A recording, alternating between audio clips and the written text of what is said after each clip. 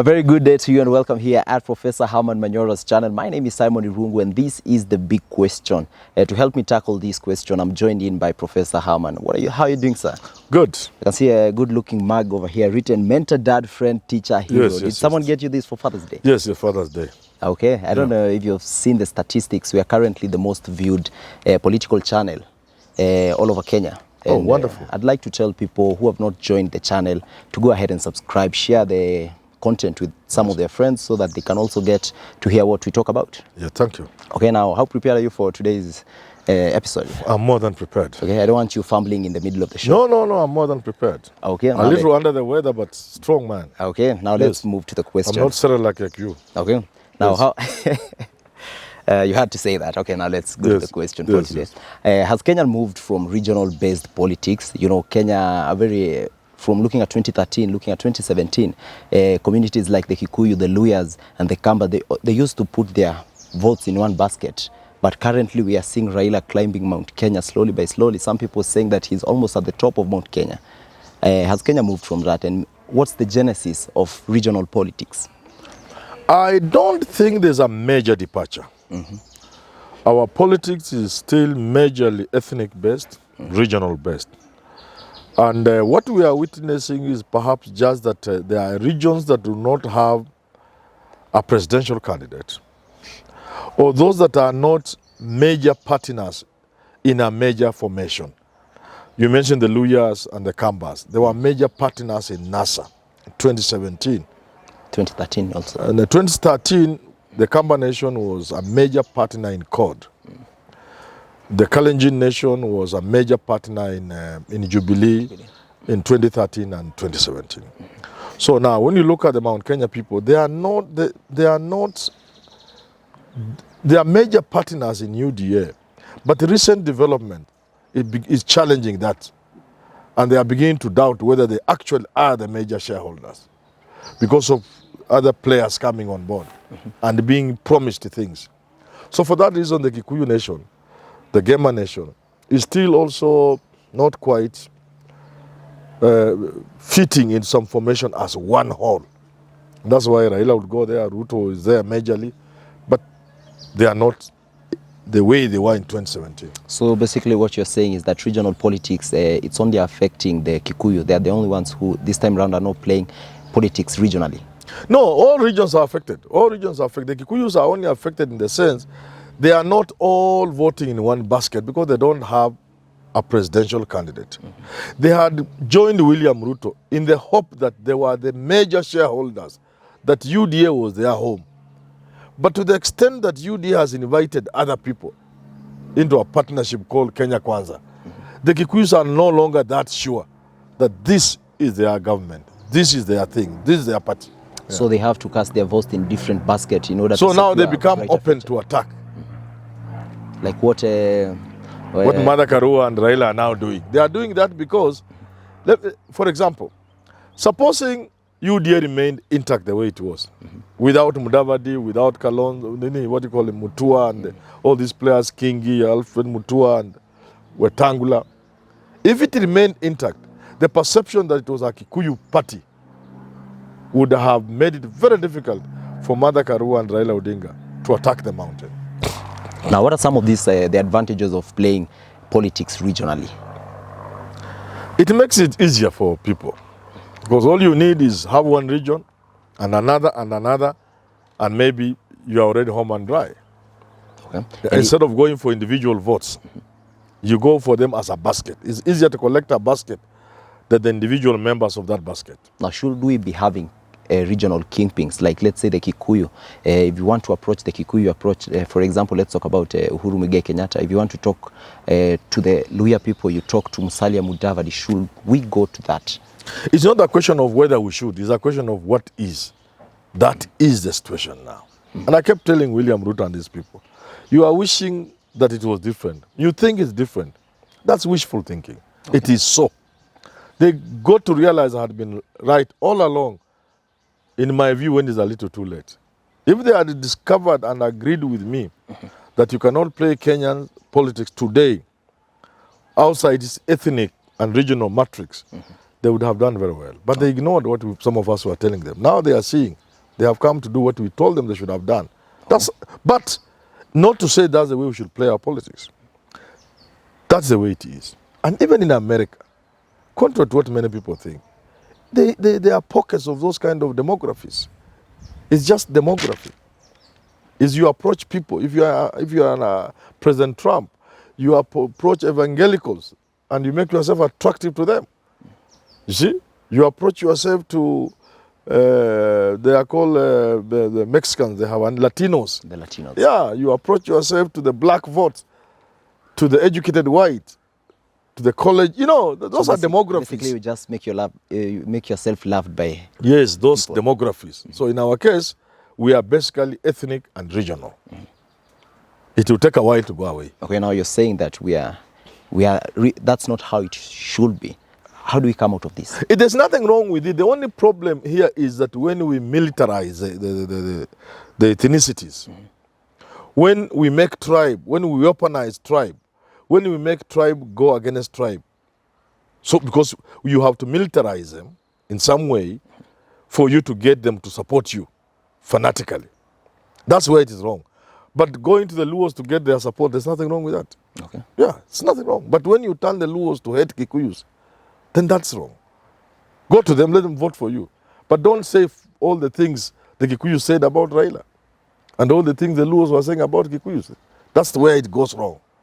But just approaching the Mijikenda as a demography with their unique problems, land, what have you, there's nothing wrong with that. Okay. Yeah. Now the other day William Ruto was on record saying that how wanaleta gender, sisi tunaleta agenda. Yes. Now he's trying to portray that he is focusing on Kenya as a whole and he's not targeting Mount Kenya. Now who seems to be benefiting when Kenya is walking away from regional based politics? You see, alikuwa na bottom up and hustler nation. That was not an agenda.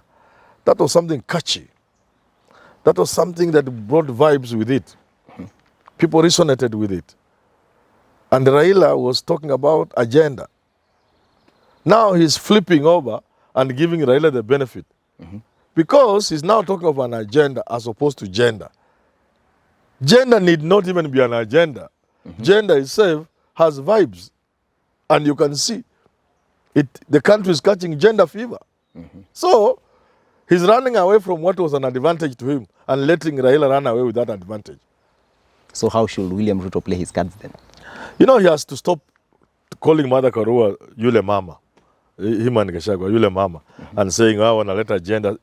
Because gender is selling in the country now. There's a gender fever in the country. It doesn't need to be an agenda. It's just a fever.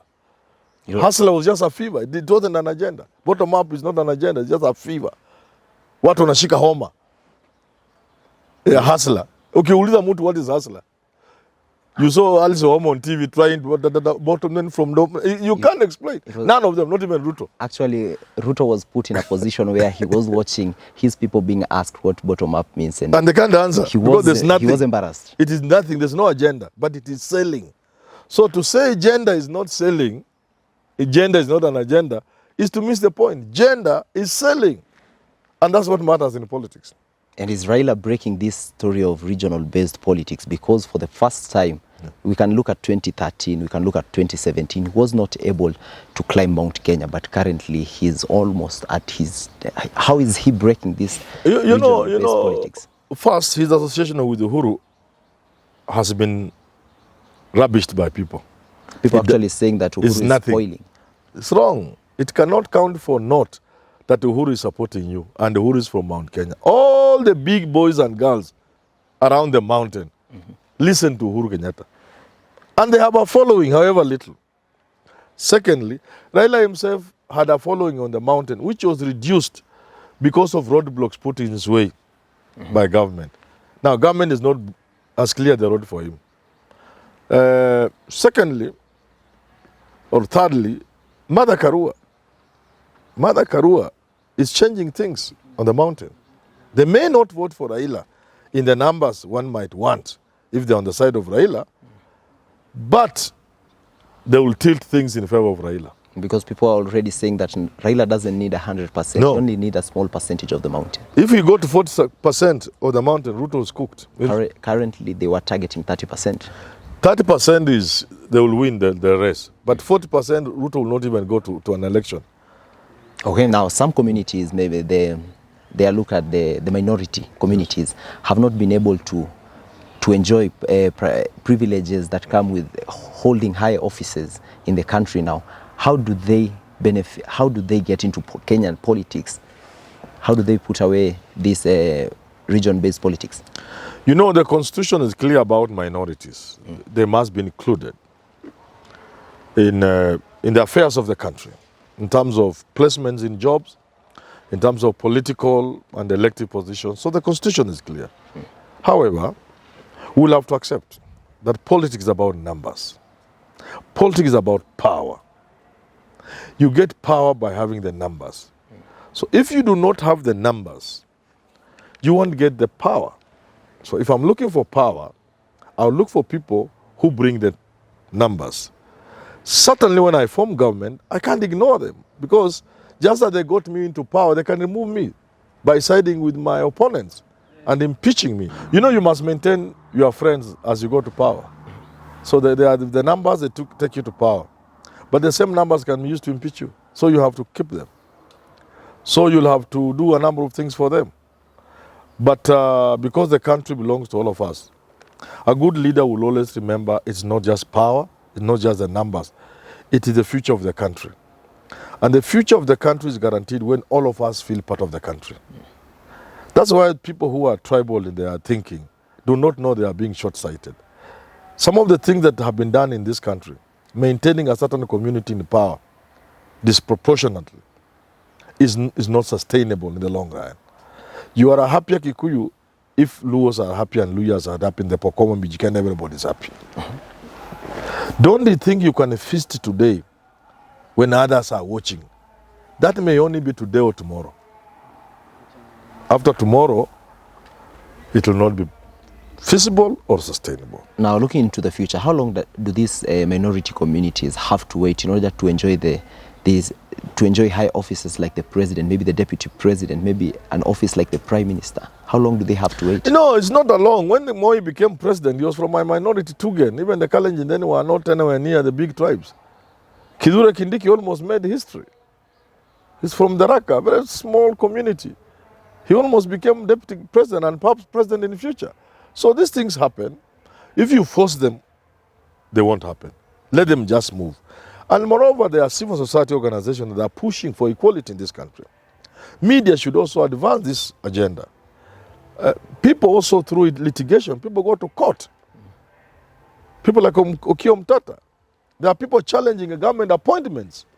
So it's not an easy thing. Aukuro Okot, my friend, may not necessarily attract the numbers, but Kenyans have identified him as a young man who has something to offer to this country.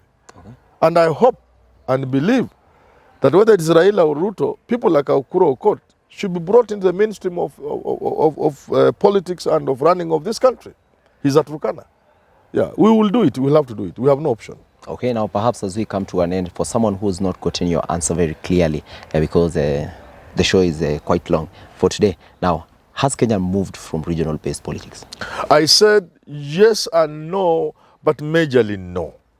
Majorly no, we will organize our politics around the tribe and region. Okay. Okay? Okay. You may see signs of it not working, but the reasons will be there like I explained. When a strong region or a strong community doesn't have a very direct interest in an election by way of a presidential candidate or a running mate or something near that, they may not be so much into that election. And for that reason, they may not all support one side. So people could go there and hunt. Raila could go to mountain and get a few votes, Ruto and like that. But basically, our politics is organized around tribe and region. Okay. Yes. What an answer. It is a yes or maybe no. I don't know if you've gotten the answer that you were looking for. Well, till we have the next episode of The Big Question, enjoy the rest of your day.